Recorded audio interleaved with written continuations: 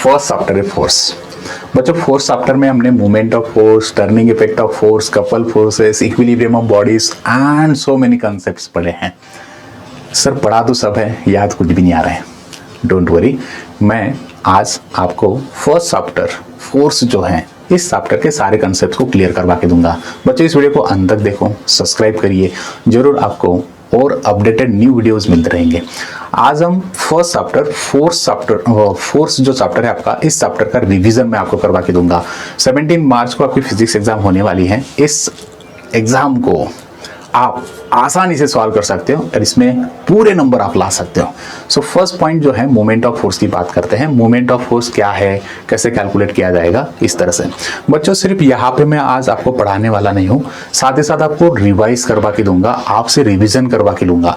सो मैं जो क्वेश्चन आपको करने वाला हूं, एग्जांपल्स में आपको जो बताने वाला हूं, इन एग्जांपल्स में आपको कुछ क्वेश्चन मैं आपसे पूछूंगा, उन क्वेश्चंस के आंसर आप करते रहिए। वीडियोस को पॉज करते रहो, जो क्वेश्चन मैं आपसे पूछने वाला हूं उसे सोचिए और उसके आंसर्स भी आप खुद से करते रहिए। Fine, let's start. Moment of force जो हमने पढ़ा था, इसी को हम टर्निंग इफेक्ट भी कहते हैं। मोमेंट ऑफ फोर्स को ही टर्निंग इफेक्ट भी कहा जाता है। Turning effect, then torque. याद आ रहा है ना? इस तरह से तीन नाम हमने पढ़े थे, है ना? Moment of force, turning effect of force, torque, तीनों एक ही होते हैं। इसका फॉर्मूला मैंने आपके सामने लिखवा के दिया है। अगर मैं moment of force, turning effect of force या टॉर्क को डिफाइन करूं तो कैसे डिफाइन करूं? इसको डिफाइन करना है आपको, torque is force into perpendicular distance, और movement of force is the product of applied force and perpendicular distance. ऐसे लिखो, आपको पूरे मार्क्स मिलेंगे। क्वेश्चन अगर आता है डिफाइन टॉर्क, तो किस तरह से डिफाइन करोगे? Torque is product of applied force and perpendicular distance. Fine, याद आ गया? आगे बढ़ते हैं। किस तरह से कैलकुलेट करेंगे? मोमेंट ऑफ फोर्स को अगर कैलकुलेट करना है तो कैसे कैलकुलेट किया जाए? टॉर्क को कैलकुलेट करना है तो कैसे कैलकुलेट किया जाए? टर्निंग इफेक्ट ऑफ फोर्स को कैसे कैलकुलेट किया जाए? बच्चों अगर सपोज किसी भी पॉइंट को, किसी भी बॉडीज के ऊपर जब आप फोर्स लगाते हो, जैसे कि मैंने अगर कहा कि आपके पास सामने एक पर्टिकुलर इस तरह से कोई तो भी एक ऑब्जेक्ट दिया गया और इस ऑब्जेक्ट को आपने पाइवोट करके रखा है। याद आ रहा है पाइवोट पॉइंट?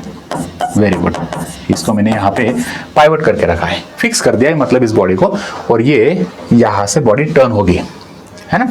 मैंने इस बॉडी को फोर्स लगाना स्टार्ट किया। जैसे कि मैं अगर सपोज इस बॉडी को अभी फोर्स लगाऊं यहाँ पर, तो फोर्स लगाने से ये बॉडी टर्न होने वाली है। अगर ये बॉडी टर्न होती है तो ये कुछ इस तरह से टर्न होगी। कैसे टर्न होगी? लेट्स से फोर्स की डायरेक्शन क्या है? ये राइट डायरेक्शन में मेरा फोर्स लग रहा है और बॉडी टर्न इस पॉइंट से होने वाली है। तो जिस पॉइंट से बॉडी टर्न होती है उस पॉइंट को हम एक्सिस ऑफ रोटेशन कहेंगे। ये हो गया आपका एक्सिस ऑफ रोटेशन, मतलब पाइवोटेड पॉइंट को ही हम एक्सिस ऑफ रोटेशन कहेंगे। चलिए, ओके। नाउ मैंने यहाँ पे लगा दिया है फोर्स। इस फोर्स के कारण बॉडी टर्न होगी। तो कितना फोर्स लगाया? यहाँ पर देखो, फोर्स कितना मैंने लगाया? 6 न्यूटन।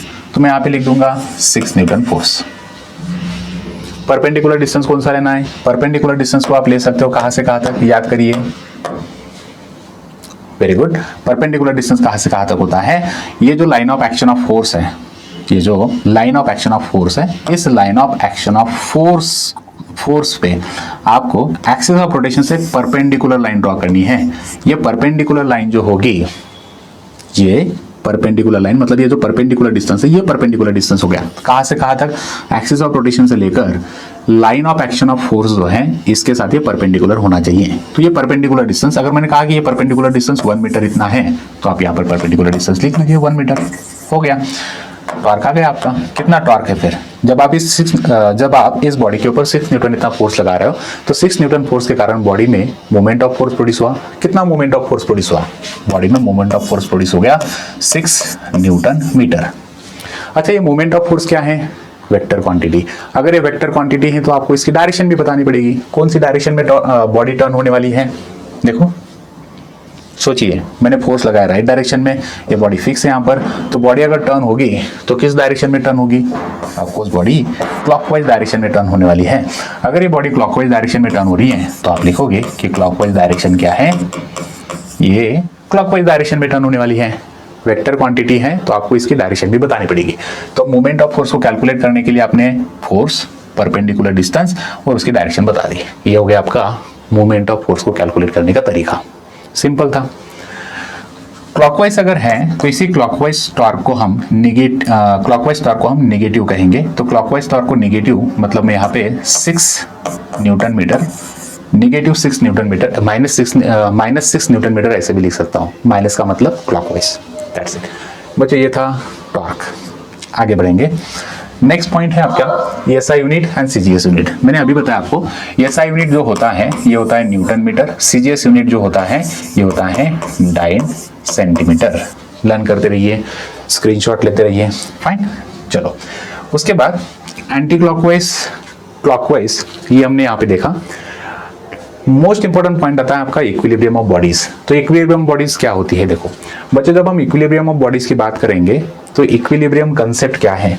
अगर बॉडी बैलेंस्ड है, बहुत सारे फोर्सेस बॉडी के ऊपर एक्ट होते हैं और इन फोर्सेस एक्ट होने के कारण बॉडी अगर एक स्टेट में फिक्स्ड होती है उसे हम कहेंगे इक्विलिब्रियम बॉडीज। तो यहाँ पर हम ले लेते हैं एक सिंपल सा एग्जांपल। जैसे कि मैंने कहा कि एक मीटर स्केल मैंने ले ली। इस मीटर स्केल का ये पॉइंट है 0 सेंटीमीटर, ये पॉइंट है 100 सेंटीमीटर। इस मीटर स्केल को अगर मुझे बैलेंस करना है तो ये कितने सेंटीमीटर पे बैलेंस हो सकती है? मैंने मीटर स्केल ले ली। मीटर स्केल का ये पॉइंट 0 सेंटीमीटर है, 100 सेंटीमीटर है, मतलब मीटर स्केल 1 मीटर इतनी लॉन्ग है। इस मीटर स्केल को मुझे बैलेंस करना है तो ये कितने सेंटीमीटर पे बैलेंस्ड हो सकती है? Yes, very good. ये 50 सेंटीमीटर इस पॉइंट पे बैलेंस्ड हो सकती है। क्यों 50 सेंटीमीटर पे? क्योंकि 50 सेंटीमीटर ये इसके सेंटर ऑफ ग्रेविटी है। मीटर स्केल का टोटल वेट 50 सेंटीमीटर पे एक्ट हो रहा है, तो आप इसे 50 सेंटीमीटर पे बैलेंस्ड कर सकते हो। तो मैंने इसे 50 सेंटीमीटर इस पॉइंट पे बैलेंस कर दिया। फाइन। तो अभी ये मीटर स्केल जो है ये बैलेंस्ड है क्योंकि 50 सेंटीमीटर इस पॉइंट पे आपने इसे फलक्रम या आप कहोगे कि सपोर्ट दिया हुआ है। तो इस मीटर स्केल को आप कहोगे कि मीटर स्केल अभी इक्विलिब्रियम स्टेट में है। मीटर स्केल अभी इक्विलिब्रियम में है या बैलेंस्ड है। अगर सपोज मैं यहाँ पे कुछ वेट को सस्पेंड कर दूं इस 100 सेंटीमीटर मास पे, जैसे कि मैंने एक वेट लिया, जो भी कुछ होगा, जैसे मैंने लिया कि 2 ग्राम फोर्स इतना वेट मैंने इस 100 सेंटीमीटर मार्क पे सस्पेंड कर दिया। क्या होगा? क्विकली याद करिए, क्विकली अच्छे से इस एग्जांपल को देखो और मुझे आंसर बताने की कोशिश करिए। अगर मैं 2 ग्राम फोर्स वेट इस 100 सेंटीमीटर मार्क पे सस्पेंड कर देता हूं, so what would be your observation now? Very good, absolutely correct. बच्चे बात करते रहो, बात करते रहो, बात करते रहो, आपको रिवाइज होते रहेगा। सिर्फ देखने से कुछ नहीं होगा। 100 सेंटीमीटर पे मैंने अगर ये 2 ग्राम फोर्स इसको सस्पेंड कर दिया तो क्या होगा? मीटर स्केल जो है ये टर्न होगी। किस साइड में टर्न होने वाली है? डायरेक्शन भी बताते रहो। ऑफ कोर्स ये क्लॉकवाइज टर्न होने लगेगी, है ना?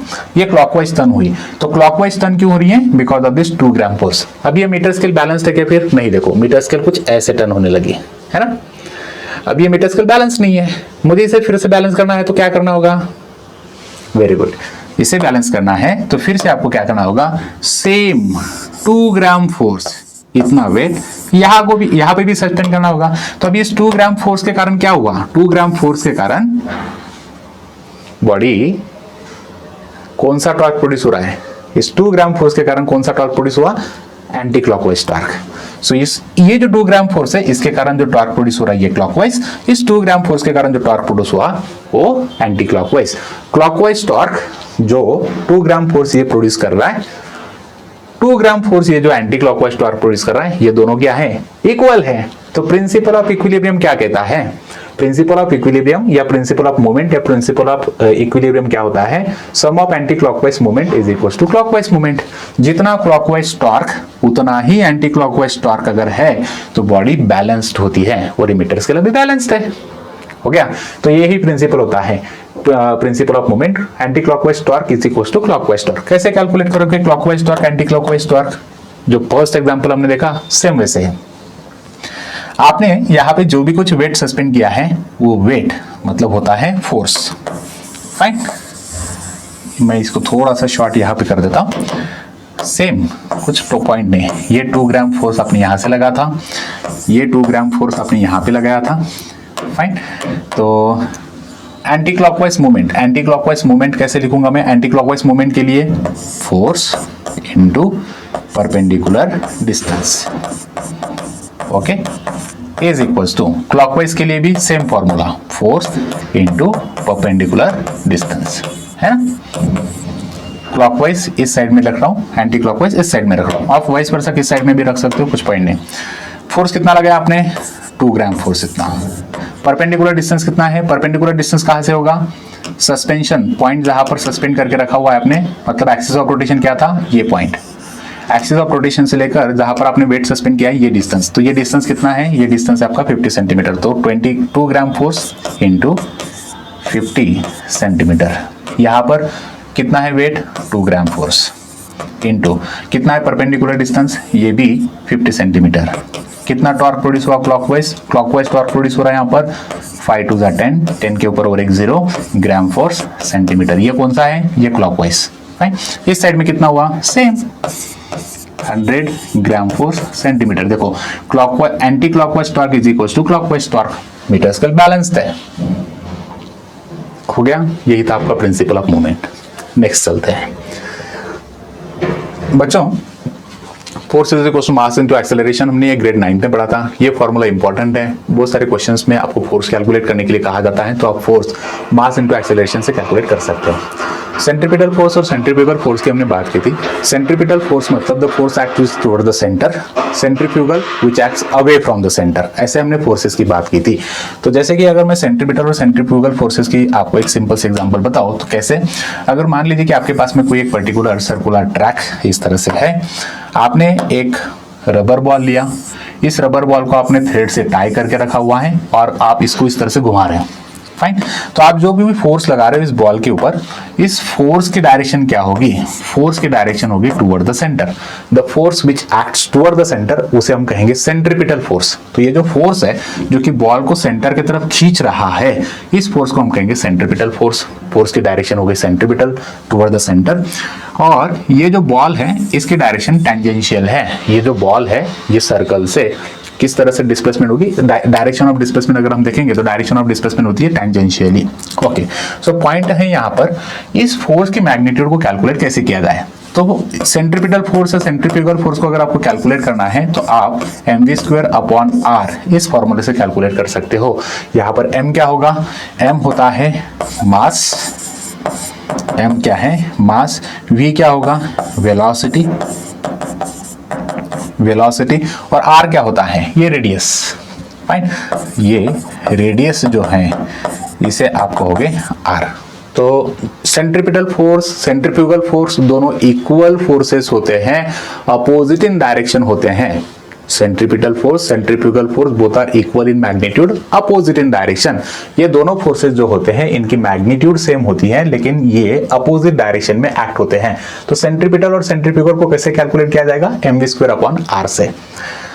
इक्वेशन ऑफ मोशंस की भी जरूरत है आपको। कुछ क्वेश्चंस ऐसे भी होते हैं जहां पर इक्वेशन ऑफ मोशंस आपको लगाने पड़ेंगे। तो इक्वेशन ऑफ मोशंस याद करिए कौन कौन से हैं।